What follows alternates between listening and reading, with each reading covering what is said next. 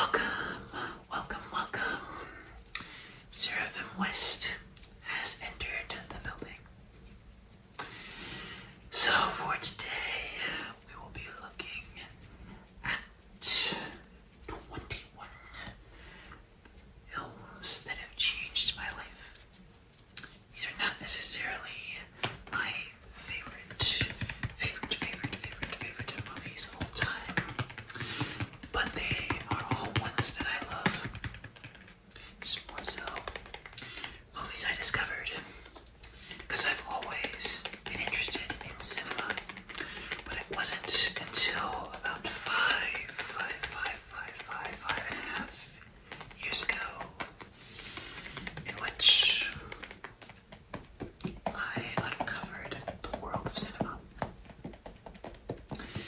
It's funny because that was one of the biggest things that unified my parents when they were together, along with music and also their love of Star Wars. So I enjoy Star Wars quite a bit. But anyway, point is, with the upheaval of my life over what occurred 5 years ago, legitimately 5 years ago, but it started honestly 5.5 years ago, and how much my world got turned upside down. A lot of these movies hit a different emotional weight. Now, honestly, I didn't uncover all of these strictly within that time frame. I didn't watch some of them I watched like much sooner than 5.5 years ago, not sooner. You know what I mean? It's, yeah. I watched them before 5.5 years ago, and they changed my life that way, but yeah. So I am a former TV student, and I decided to learn film theory as well, even though a lot of the, TV theory and film theory does overlap. So excuse the technical speaking if it shows up. I can't help myself because I like analyzing art and entertainment and analyzing entertainment because I love analyzing sports too, not just music or cinema or television. And so, this is not the right order. So the first movie we will talk about, School of Rock. So this one I've seen, like, when it hit me as a life-changing movie, it actually hit me as a life changer a couple of times for a couple of different reasons. So I had seen this movie before it hit me the first time 6 years ago. I saw it before 6 years ago multiple times, but 6 years ago when I saw it, like whatever rewatch it was, I got the itch to play music.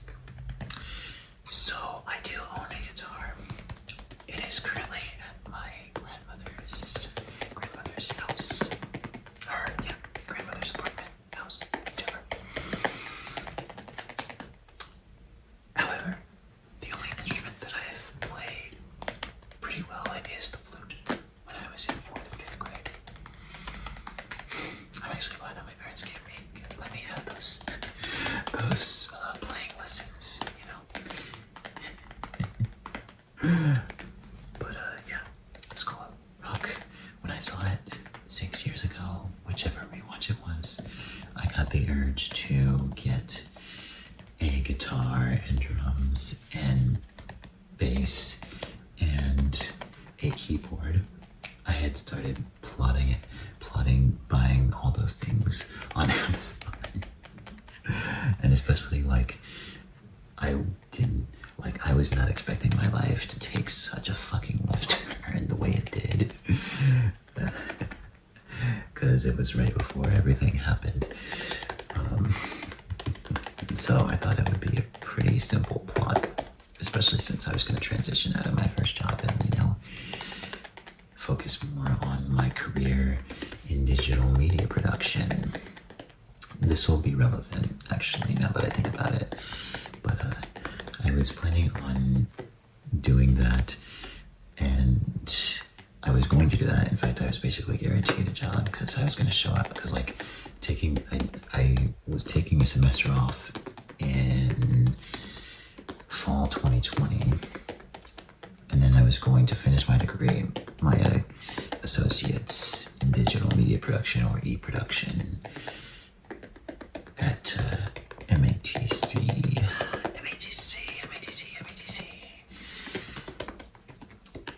before the upheaval happened, or the whole thing was that I was gonna, anyway. So that was gonna be the case. And so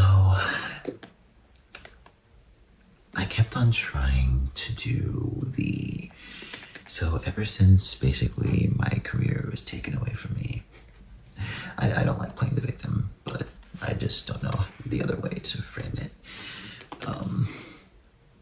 But ever since everything happened, I have been trying to recover from that and taken various directions of trying to, sort of have career stability in working for somebody else as I worked on my creative path on the side, which was going to be forming my media brand until, forming the media brand, but instead it got rushed because of everything that happened. And it had to be taken down. The initial launch it was a total failure, it was a total bust. And so what ended up happening also is just, so I kept on running into walls of trying to find stability in working for somebody else as I did my creative thing on the side before it eventually became the full-time thing, as any normal person would do. But I just kept on being denied, tried to get into project management, tried to just ride the wave when I was a COVID test supervisor. Because, once upon a time I was a COVID test supervisor. I wasn't giving the test because I didn't have the licensing. But,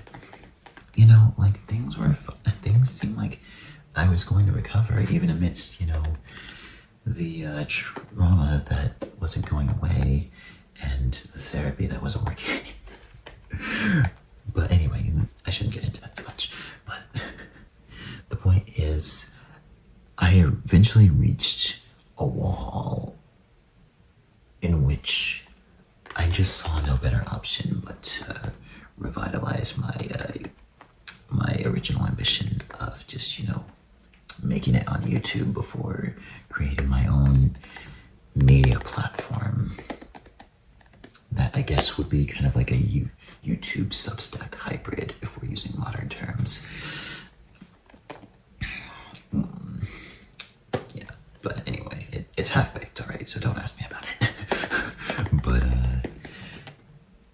so over the past 2 years specifically, I've gone through such a different sort of upheaval, and I've been in this serious state of free fall for the past 5 years, and a different level of exhaustion over the past 2 years. And School of Rock kind of gave me, this is such a long story, but that didn't need to be this long, but School of Rock gave me such, it gave me such strength, in this time period when I was, just sleeping on other people's couches since I was no longer able to afford living in my own place, and, doing all those things, and even some nights thinking that I wasn't gonna, I wasn't going to sleep under a roof, even in some occasions where I wasn't under, in some occasions in which I wasn't under a roof. All of it took place.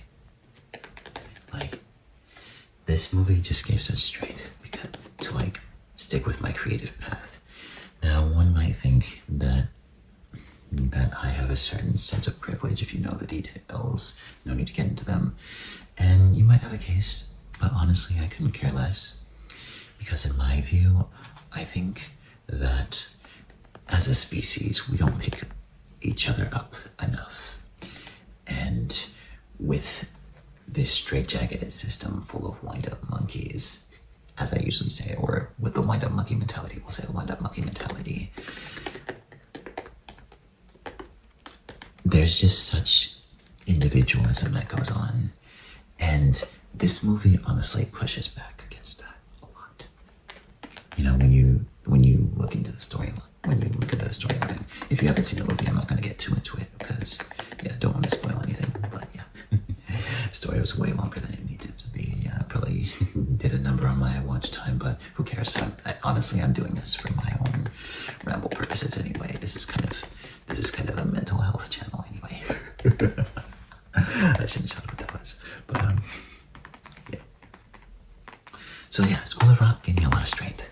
So first, with getting me inspired to produce my own album at some point, and then, you know, just making me realize that there's more to life than just operating under the wind-up monkey mentality that started with John D. Rockefeller, where it seems like so many people have two hands up their asses all the time. So, like, yeah, that's why I love that movie. You know, in my opinion, I think, especially with the final big sequence, I think it really would have been beneficial if there was a wider lens for that scene, but it might not have been in the budget. So, because I don't know what level. I'm not too adept with like what is a high budget and what is a low budget, you know, for the film industry. So, and I haven't even looked into the budget used for this movie, but yeah, what is that? Yeah. You know, when Linklater films hit, they hit. So this is a great one. I still say it's like an 8.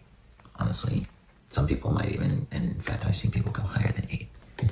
My rating system is very precise because 8 is still a good score, and to me, that's like a great movie. I forget the categorization I have on my Letterboxd.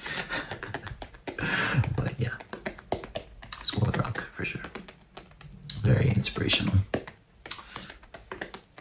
And so next up, we have another Linklater film, Before Sunrise. Celine and Jesse are my favorite couple of all time. They're my favorite couple of all time. My favorite fictional couple of all time, to be honest. Because honestly, when I saw this movie, like beforehand, I thought romance films were just purely sappy and just all that. But when I watched this, it was just so wholesome. The dialogue is so good, and the interaction, the chemistry between Ethan Hawke and Julie Delpy is just on point. I love it, man. I just love it. Their interactions. And I don't know. As someone who considers himself a lone wolf, and as someone who, like, either gets pursued by someone they're not interested in, is interested in someone who isn't fully into them back, or there's mutual attraction and there's something that happens, or there's something that happens with my own mind that keeps a relation from forming, specifically something that happened in junior year of high school and also in my first official year of college. Like, this is pretty inspirational. Like, it's so funny. It's like, yeah, I don't know. It's just, yeah. Like I said, like a lot of films hit when they hit. The other life-changing movie would be Before Sunset. So I haven't seen Before Midnight yet. Before Sunset is easily one of my absolute favorite movies ever. I'm so glad that I got to talk about it with somebody when I used to work at the cafe, my second most recent job. Or at least working for somebody else. And to be honest, for me, it just is another instance of like when love is faded, love has no bounds. And it gave me a lot of inspiration, especially because like I come from an environment where it just seems like people don't really believe in true love or twin flames. And I guess they're both. My family, like, or the family members who come to mind, are unlikely to be the only ones who hold this viewpoint, but but still, like, I just think, I don't care that it's a fictional story. Like, it just because I mean, it's not drama. That's why I like drama films and also slice of life. So yeah, and again, the chemistry between Ethan Hawke and Julie Delpy. And so the next life-changing movie, this is an acquired taste. It's definitely an acquired taste, but my favorite director of all time. And so this movie is Andrei Rublev.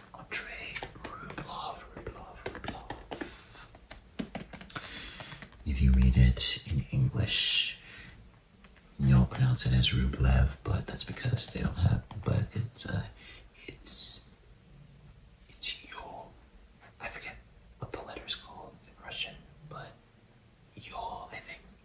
Because sometimes that letter won't have. Well, sometimes you won't be able to tell if it's E or Yol. I hope the letters are correct because yeah, I haven't studied Russian in a while, but yeah. But Andrei Rublev. Biopics are probably my favorite. Like heist films and biopics are like my favorite subgenres, to be honest, because of how they mimic real life. Well, totally. Or like biopics with the real life. And this one is about the iconic painter from like the 1700s, I think. But as a whole, yeah, it's a 3-hour film. But I've seen both the 3-hour version and the 3.5-hour version. I think the 3.5-hour version is definitely called The Passion of Andrei Rublev. And the cinematography is splendid, as is the film structure. Like, you're just immersed in the world. And I had high expectations when I was going into this movie. And it's just, also, by the way, it's free on the Most Film YouTube channel. Not the 3-hour version, not the 3.5-hour version. But, like, it just showed me just what cinema really could be. And like, yeah, and a totally Solomnitz. Hold on, let me double check and see. Yeah, and a totally Solomnitsuin. He has been in other Tarkovsky films. Like, man, the world and the structure of the film, and just even some of the editing moments like this. It's not like, yeah, but when you're going through somebody's life like that, I don't know, it's just so interesting. It's the definition of motion picture, in my view. That might sound pretentious, but I mean it when I say that.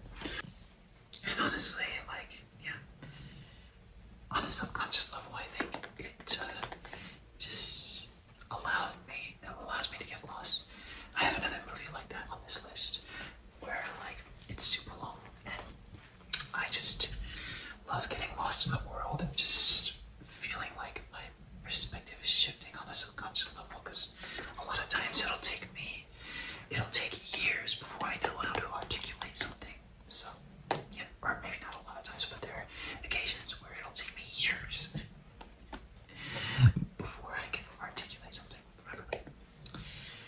So next we have number 5.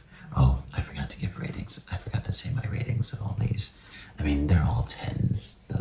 The previous 3 are all 10s to me, and Andrei Rublev is a 10 plus in my view. So yeah, I very rarely give that rating out. Even though I haven't really seen anything, because 400 something is not that many in the grand scheme of things. Not that many movies in the grand scheme of things. A lot of people have seen like 1,000, maybe like 800. But yeah, but I'm not ashamed. I'm not ashamed. It just means I have more cinema to watch, you know? And so next we've got Good Will Hunting, and the 5th movie we will get to. When I first saw this movie, it was like literally right before the storm hit 5 years ago. And I felt like I had never felt more represented on screen in any capacity. And it honestly hits different when I'm thinking about it now, because a big thing that has plagued me as a creator is just not being consistent. So this isn't about creativity per se, but Will Hunting and I are twins in a lot of ways. I might be less, I mean, I don't know. There are things that I've listened to that he did, like, at least in the beginning. Yeah, I'm not gonna get too into it, because I don't want to spoil anything, but in any of these movies, but like, yeah, I'd never felt more represented on screen than that one. So, shit, let me chill. But yeah, I had never felt more represented on screen than with Will Hunting, to be honest. I think one of my Letterboxd logs, I said I was 10 years old when I found out that this movie was about me or something like that. So, yeah. Next up, 6, we have another Linklater film. That is Boyhood. We just appreciate that they spent 12 years recording this and using the same actors the whole way. Mason Jr. and Samantha growing up. Ella Coltrane and Lorelai Linklater growing up for 12 years in this movie. This one, it's so funny when I watched this movie, given what was going on in my life this time, since it's about parents divorcing and, you know, sort of, and how they make it work with the kids. In this case, Mason Jr. and Samantha. So Ethan Hawke is in this, and the acting really solid. But yeah, you know, it's great, with great appreciation, the films that are periodic and are recorded after a time takes place, like, you know, even especially for like the older films, like films that are like more about even older times, like Barry Lyndon and Andrei Rublev, you know, that we definitely appreciate those ones for depicting, you know, times that came before them. But when you don't have to do that, and when you do something as ambitious as like recording a movie for like 12 years, man, what an accomplishment. Yeah. To me, 9 out of 10 is this movie. I don't know if it's one that I could really watch all the time, just because I don't know, it just softened me up a little bit, and I don't like having that feeling for whatever reason. So yeah, I don't, yeah. Maybe the other thing is that it put a lot of things of my life into perspective, and it made me just sort of realize just how fragile life can be, especially like when you spend a lot of time with like missed opportunities and all that. Yeah, just an indirect feeling ignited from this movie. Next one, the sixth one. This one is such this is such like a divisive movie in the Studio Ghibli canon. But like, I think the storyline went over a lot of people's heads because it was fucking corrected, you know? Or at least, like, come on. I guess you can argue that it was forced. I'm not going to talk about the specific. I'm not going to get specific about what I'm talking about, but like, you can argue that it was forced, I guess. Yes, and that it's implausible and that they just made it just so that it's less unsettling. But come on, you know, poop happens. Poop happens. Shout out Austin Matthews. Poop happens. Like, yeah. But for me, I don't know. This is it's one of my favorite. It's not my absolute favorite Ghibli film. All right, I'm not gonna say that. All right, Spirited Away, and even also Princess Mononoke and Grave of the Fireflies. In fact, I like Howl's Moving Castle and My Neighbor Totoro more as well. But From Above Poppy Hill, like, just, I love it. I love it when, I just love settings like that.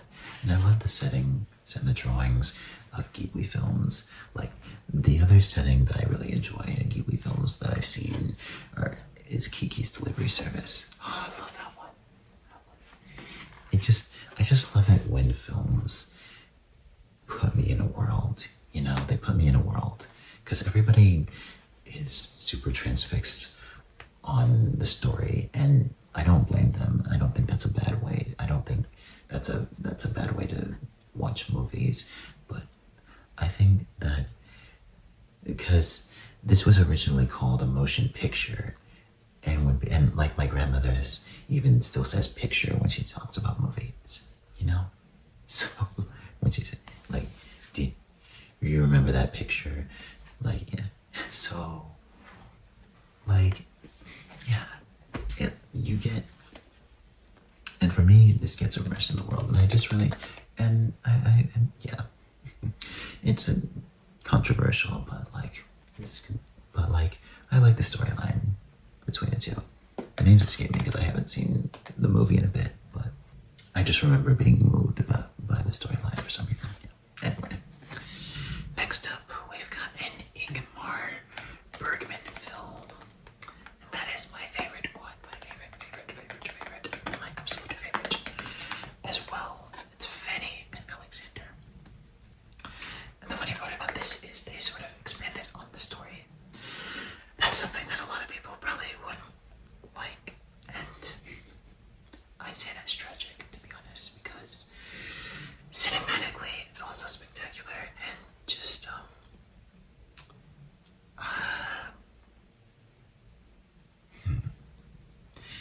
just with what happens, it kind of hits a little bit close to home,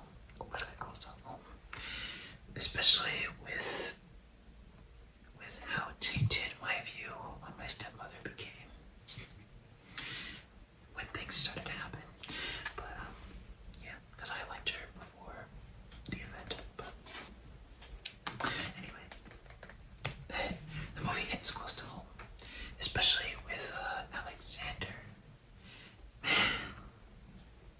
You know, I honestly can't stand the way that boys and also men have been sort of like just categorized and just like, I don't know, have been animalized, I guess. I don't think that's the best way to say it, but like animalized in society.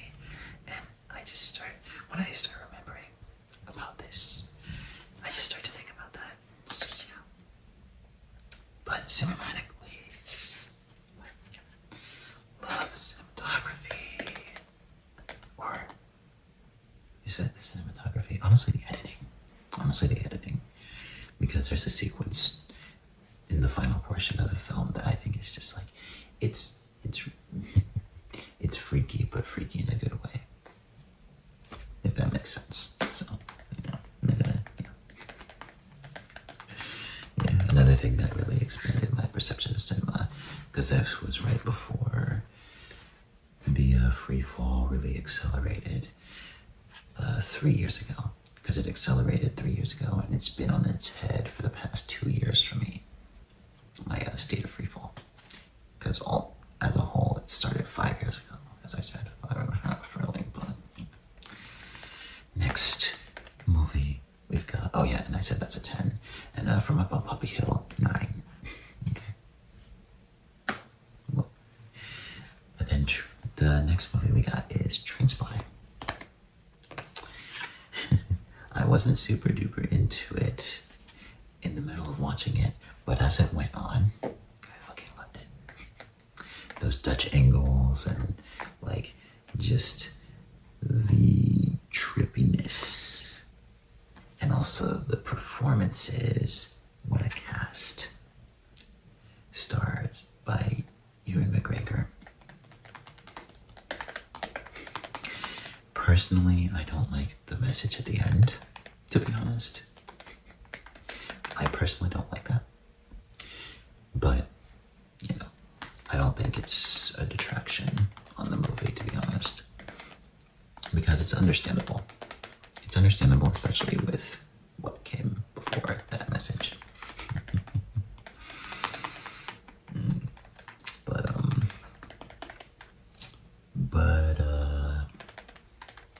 Yeah, I mean, they all put on a show. Ewan McGregor, Ewan Bremner, Kevin McKidd, they all put on a show, and like, it's just such a trip.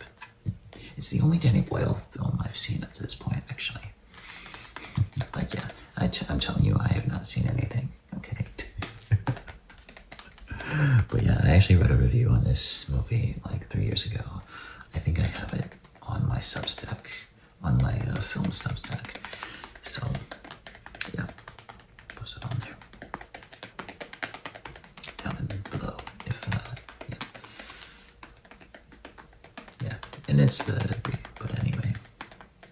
Next, this is one that I definitely saw, and it changed my life before the big event.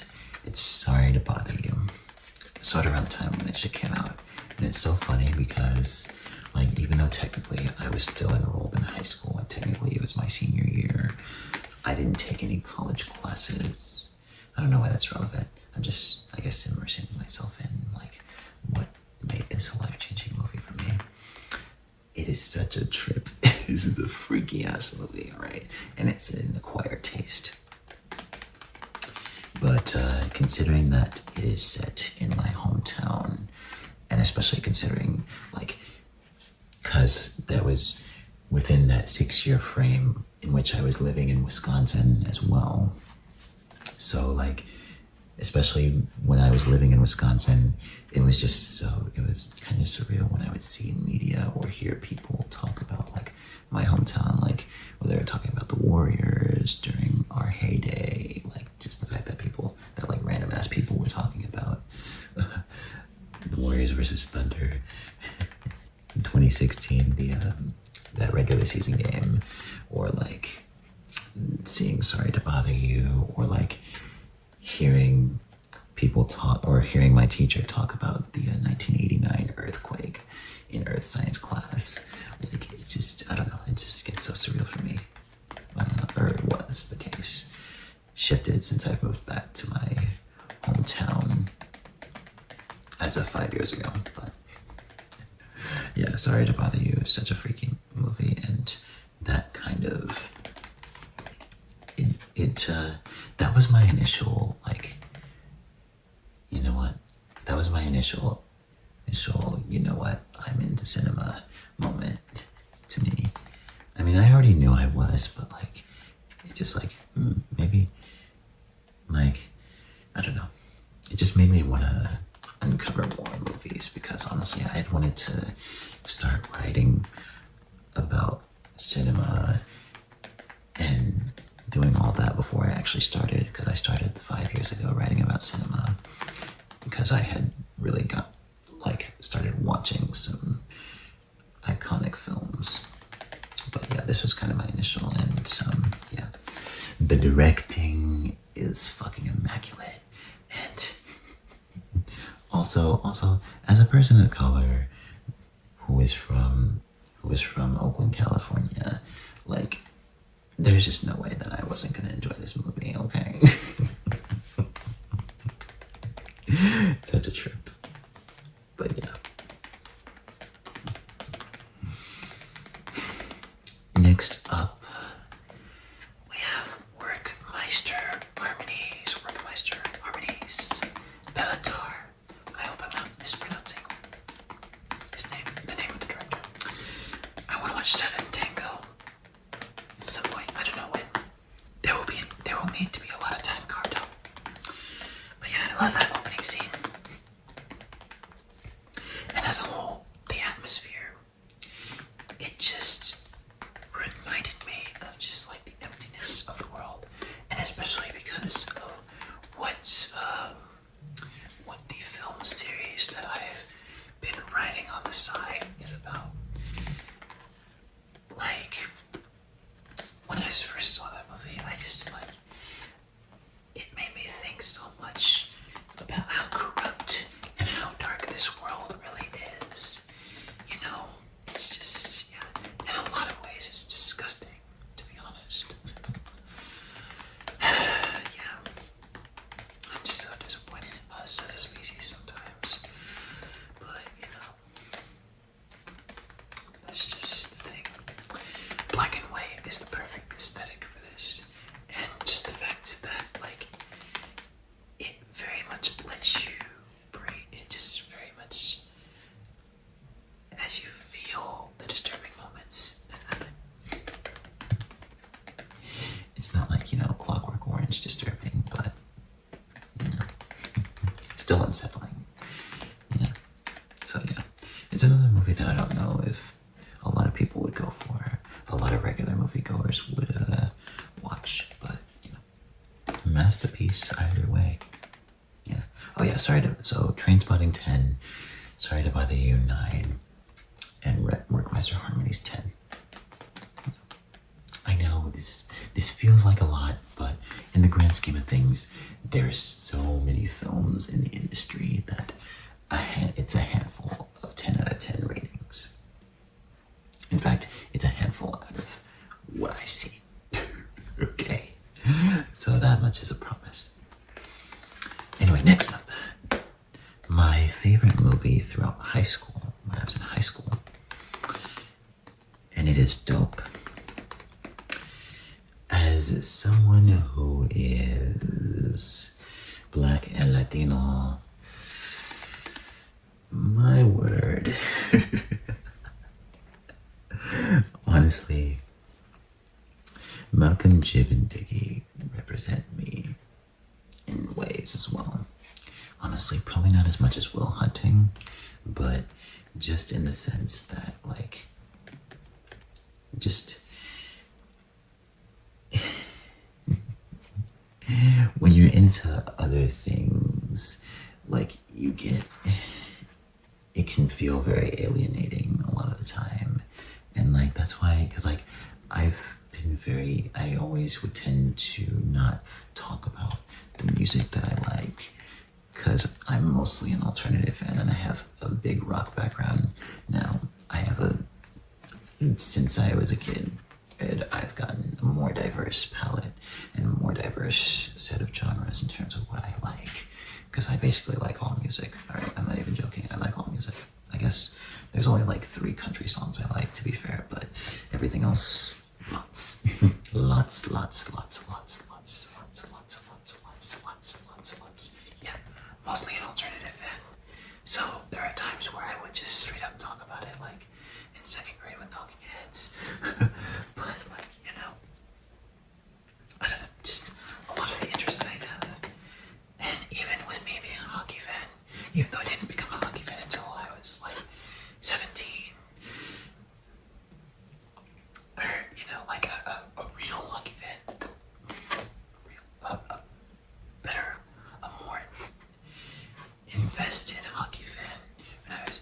was 17.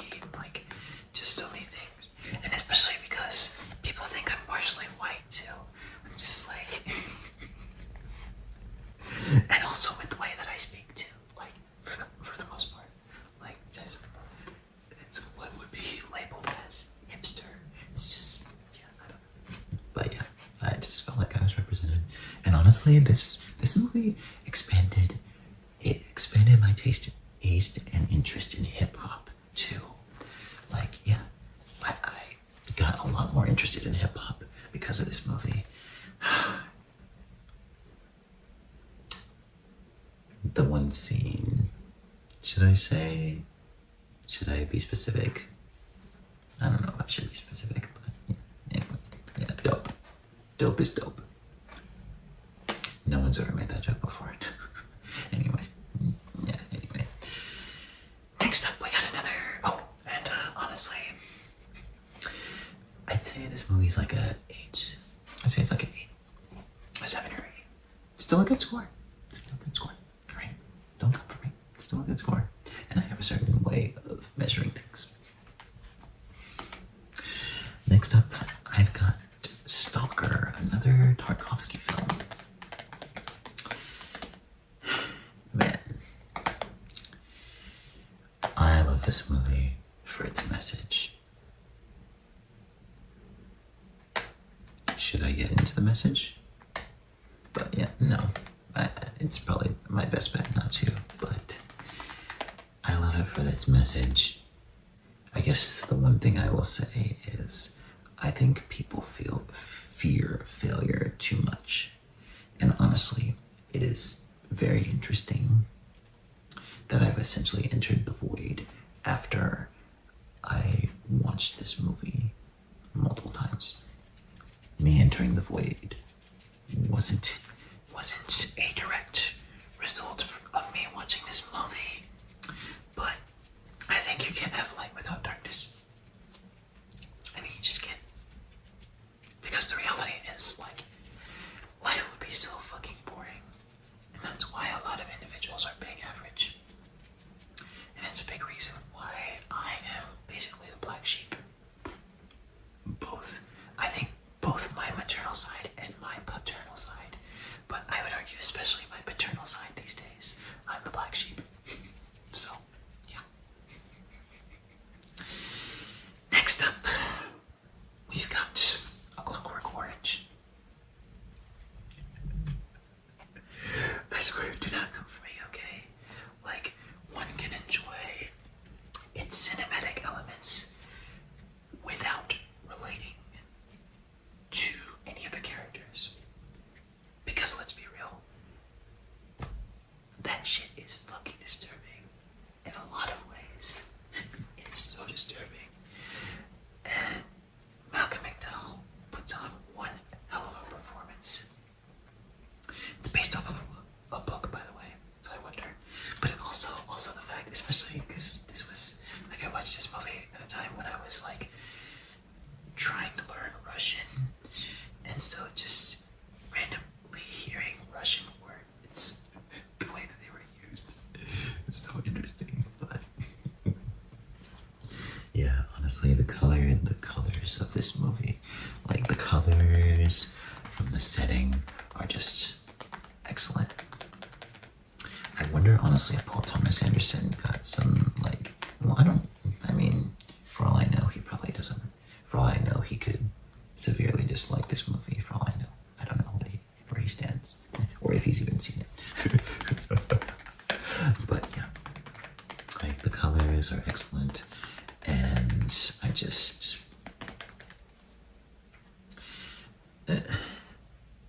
because let's be real, it's not that far off from what happens and what has happened IRL. This came out in 71, but it's not that far off from what actually happens.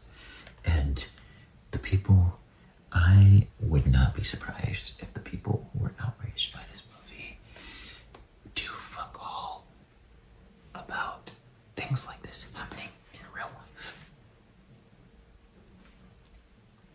Maybe that's different because it's 2026, but anyway. Next up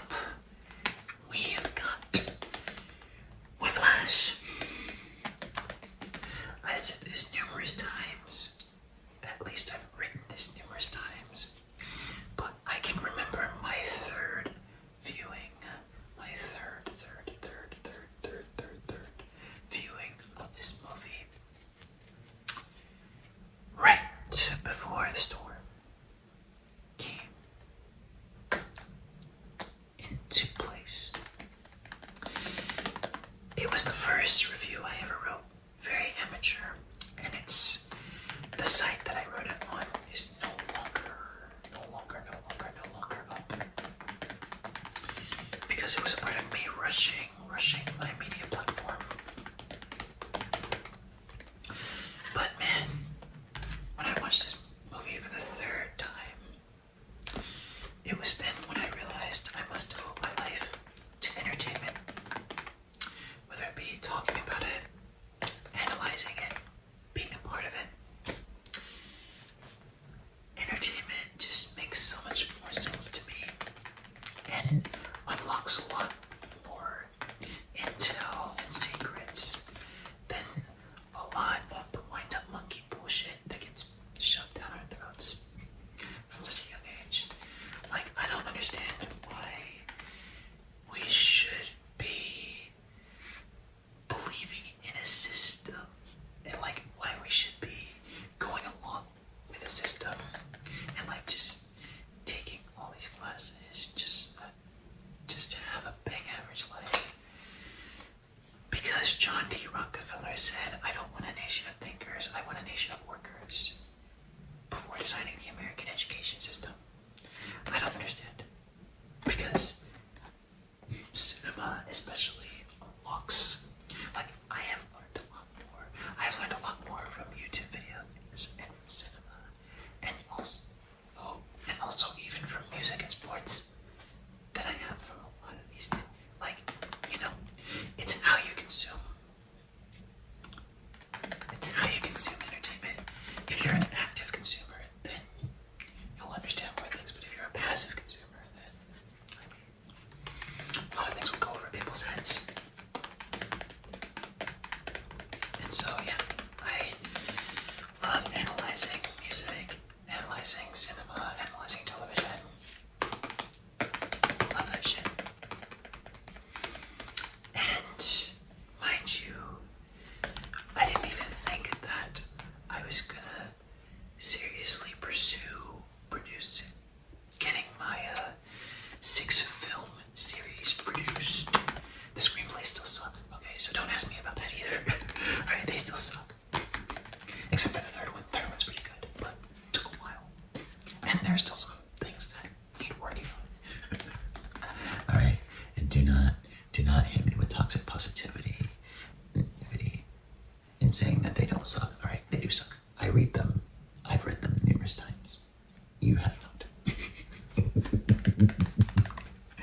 But yeah, anyway. Next up we have Lahane. Love the structure of this movie. Has some really good shot angles throughout that opening scene. Because honestly, I didn't know that like places like Paris could be so damaged, or at least have that kind of turmoil, or that they, yeah, it came as a bit of a surprise. But yeah, the characters are fun, and black and white is literally like perfect. Oh yeah, I wasn't talking about ratings, Jesus Christ. So Stalker, 10. In fact, I'll just say 10 for now. I don't know if I would give it a 10 plus. Clockwork Orange, I was saying 9 for a while, but then when I analyzed it and when I did a short review, a short form video review on my film channel, I gave it a 10. And then Whiplash, I've gone back and forth. I've given it a 9 at first, and I went to 10 when I did that infamous review that I referenced not too long ago. I gave it a 10. Then I gave it 9s multiple times, and then when I wrote my most recent review on it, I gave it a 10 again. So, yeah. Again, very minuscule compared to the vast industry. Even minuscule compared to what I've seen. And I haven't seen anything. And so Lahane, I think, honestly, I think I gave it the cinematic spectacular nod. So the 10 plus nod. It's definitely a 10 or a 10 plus, because honestly that shit, like the structure and the shot angles and the colors and just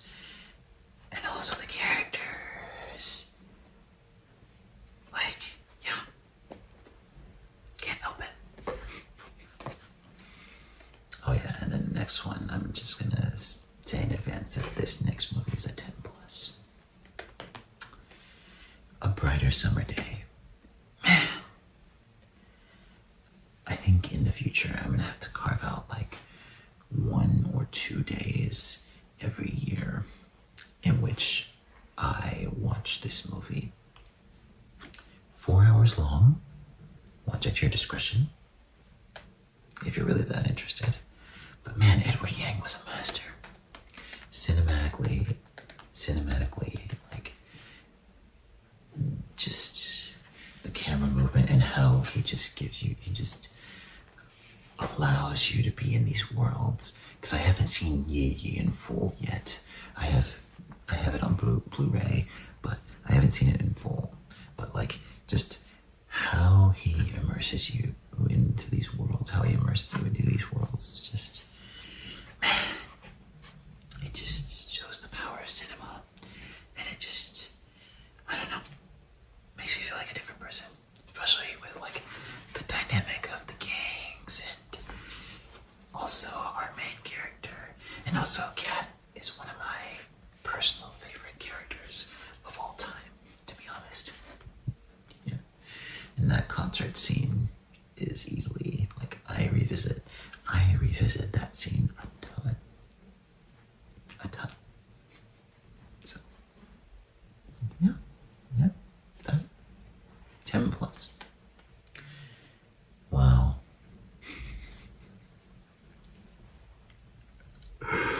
Another movie that I gave a 10 plus. Perfect Blue. Look, the writing is sensational. Okay, it has you on the edge of your seat like no one's business. Also, Mima. I love Mima's storyline. Mima's storyline. And films that involve performers and also fractured identity. Because holy fuck, I actually do. I just realized that, like, the fractured identity, especially with me, like, you know, trying to be a content creator, thinking that having my biggest channel be dead until it got revitalized with one video, like, I guess 2 videos technically, and then going down that road before my world got turned upside down, and then thinking that I was destined to be in the film industry with my 6 film series. Then that got, that still hasn't, I think it will get produced at some point, but still hasn't gotten going. And then back to being a content creator. Like, man, I just realized.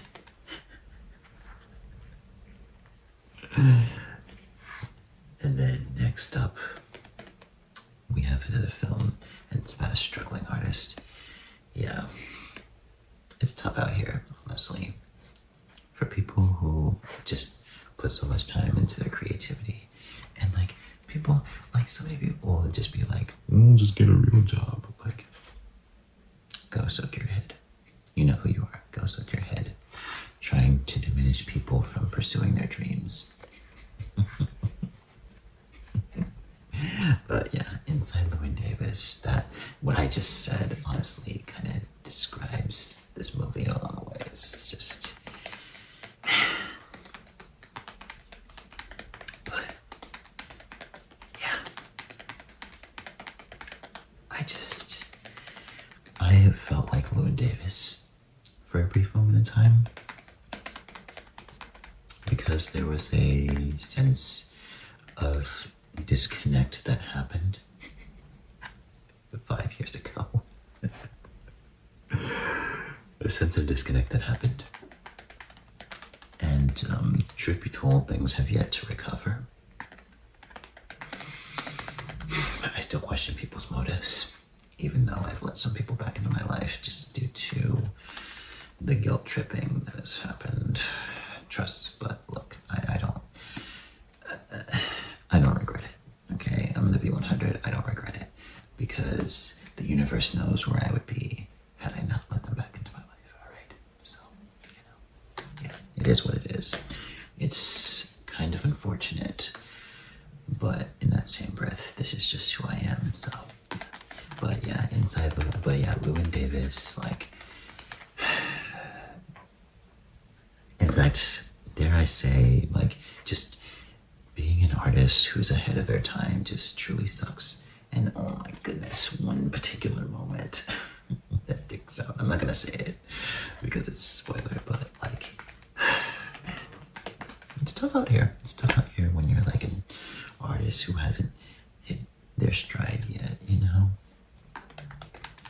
But I actually like Llewyn Davis's outlook because I'm not trying to just exist either.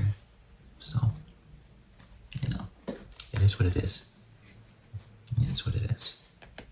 And honestly, even with how exhausting the past 2 years have been, this shift in my life has felt a lot more comforting, oddly enough, than when I was basically about to have guaranteed, or at least as close to guaranteed stability as I was going to get.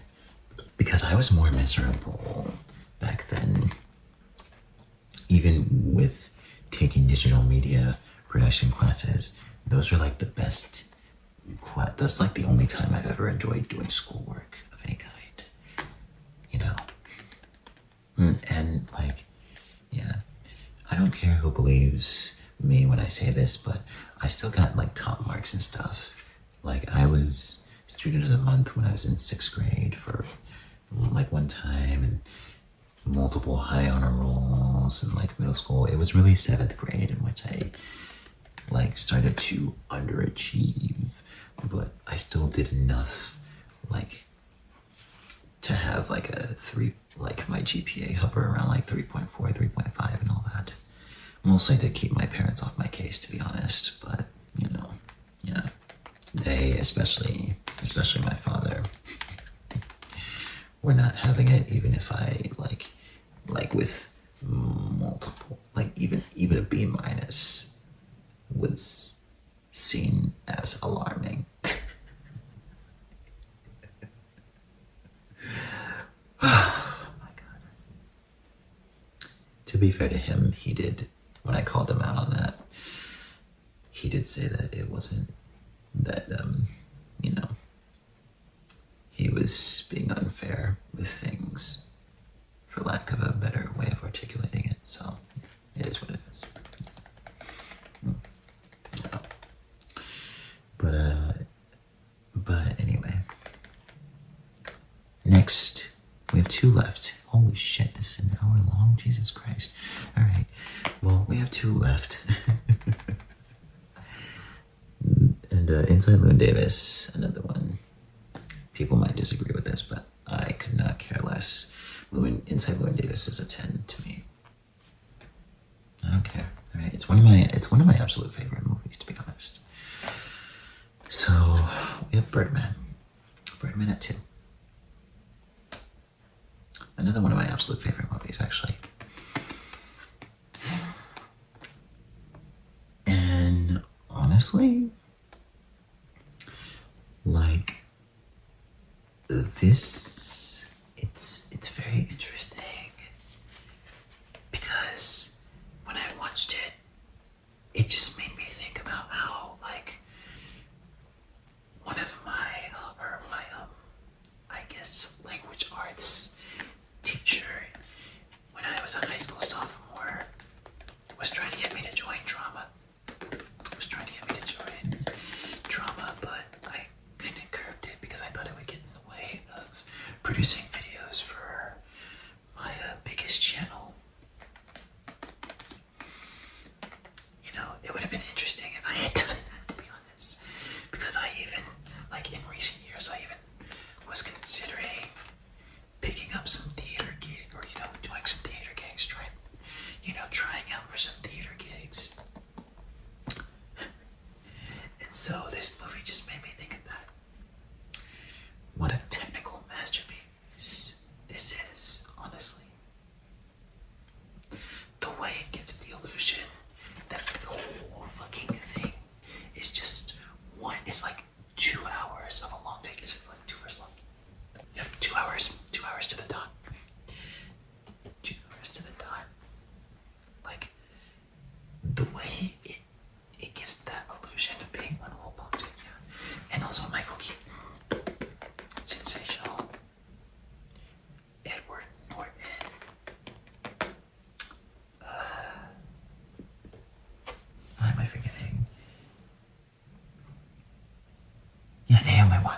Sake of Missing. Yeah, Naomi Watts in it too. Emma Stone. Zach Galifianakis, honestly. But yeah. Reagan is also one of my absolute favorites because because guess what? Jack Seraphim West, who you're seeing on camera, he has an alter ego too. I'm actually so glad that family members of mine have, started acknowledging the person you're seeing on camera. I'm so glad about that, actually. But yeah. When I started to watch this movie some more, I just started to realize, because I have been going by Jack Seraphim West in the creator economy. Well, Jack West. I added the Seraphim in like 2022 or something. In fact, I added the Seraphim like around the time in which, I can't remember if it was when I saw this movie or before it, but like around that time I added the Seraphim just because Jack West, even though it's a name that suits me just as much as my legal name does, like it's still kind of basic, but Seraphim, that's where the flavor comes in. In fact, between you and me, it's Jack Duncan Seraphim West, but so yeah, that's that one.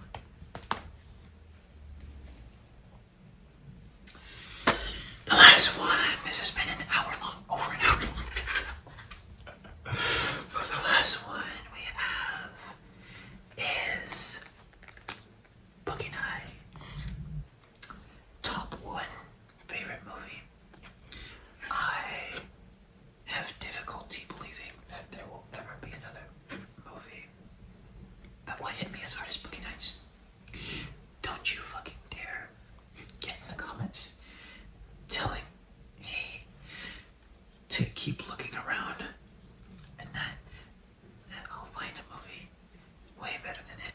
I don't give a flying fuck. Alright, first off, I have a super long watch list. That's number 1. I have a super long watch list. Alright? Because, hey, I studied film theory. More so TV theory. But I looked into film theory. I learned film theory on my own. Especially in light of me writing the 6 film series that I'm currently writing on the side. The chosen family aspect is the big thing for me. Not to mention Paul Thomas Anderson, genius. It's honestly so disappointing to me that Burt Reynolds hated this movie so much because he's so good at it. Like, come on. It's about chosen family. And some people who watch this movie say that they've seen things like with way more sex in it than this one. Like, it's about chosen family. And as someone who just feels alienated from the world a lot of the time, I just love it. Eddie Adams goes on one hell of a ride. And this is one hell of a rags to riches tale as well. So, narrative-wise, excellent. Cinematography, excellent. Editing, also. So, really good editing moments. Actually, really good editing moments. Really, really, really good editing moments. And then, Paul Thomas Anderson movies, you're basically guaranteed excellent mise-en-scène. And not just with, like, the cast of his movies. I haven't seen all of them, but like, the cast of his movies but like the settings are just so good. Yeah. This movie, sensational. It'll forever be my top 1. For some reason, this kind of reminds me of how Alicia Widar's favorite band is Failure. I don't know why it reminds me, but I don't know why that feels like such a was it. I did a hell of a lot of rambling. I mean, I don't think this is gonna last like an hour. I don't think the final cut of this video will be an hour and 10 minutes. And it's because I'm gonna have to do some editing.